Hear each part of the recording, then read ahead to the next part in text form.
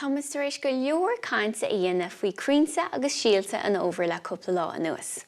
Agus inniu, támas go crann an óbhar a chud muid hain. A bhecinn sib a crann seanseo.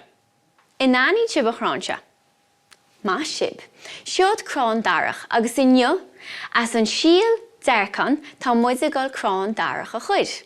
Inis, sola dosas muid é sin tá cúpla rud a teastal wein ionas gur féidir linn an síal a chud.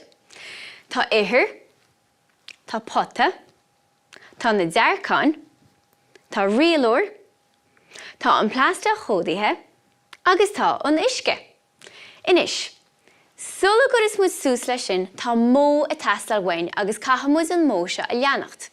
Má bhreanan sibir an scálan anseo os mo chóir tá céimeanna le leanacht againn. Caithamid sin na cínte go leanainn muid na céimeanna ar fad ionas gur féidir linn an crann darach a chud i gceart. Fan go bhfeicimid, an chéad rud atá le duine ainn na caithamid an potta i líana le críofaig. An sin, bé ar an rialúr aáil agus peall 10 cm a chuir síos sa gríofaig ionas gur féidir linn an síal a chorán. Éidir i trí, bé ar an síal a chuir sa gré. An sin chuiremuid uisce ar an gríofaig ionas go mbeidh sé go 10 táis. Agus an sin bé ar an phlastach códaithe a chud os cían an fotta. Mar sin, bhuail sé réile túsa chuir leis? Íontach, an chéad rud atá le duine ainn na támas gáil an críofaig a chuir sa botta. Dín cínte béidir mata tú á dhéanamh seo sa mála, cúna á áil bhaim tuismóthir ionas nach gcuireadh tú an críofaig seo chomhlát. Agus sinamid cínte go bhfuil an críofaig 10 mín agus támas gáil é a chlúdú agus é a bhrú síos beagnaín anseo. Nis tá gáil ceann ró eile a chur isteach anseo ionas gur féidir liom an potta seo i líana go bár agus go bhfuil in nóthain críofaig ainn.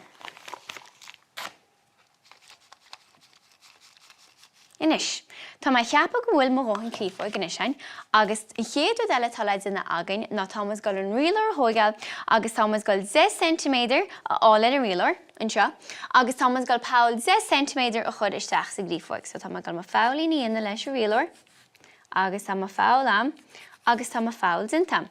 Inis, an chéad rud eile na caitha an dearcan a chud isteach sa gré. So tá gáil síal dearcan a fic amach, agus tá gáil é a bhrú síos sa gríofaig, agus isteach sa ball, ionas gúil sé brá dain iste sa gré agam. Inis, caitha beag an uisce chuir. Cuiremuid an uisce ar an gré ionas go mbeidh an cré 10 táis agus go féidir leis an síal fós, tá cheappa go bhfuil an nóthain sin againn. Agus an rud deire atá le duine againn na caithamid an phlastach a churó sa chéan. Tá gáil é a chlúdach, agus tá gáil is ina cínte go bhfuil sé ar go 10 ré. Mar sin.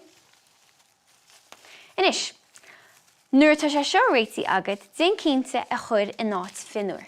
So má ágan tú é seo ar lec na fuinneoga, bé 10 go síal fós, bé teasa álaige, agus bé sé an gas agus na duilleoga in nántíochta níos.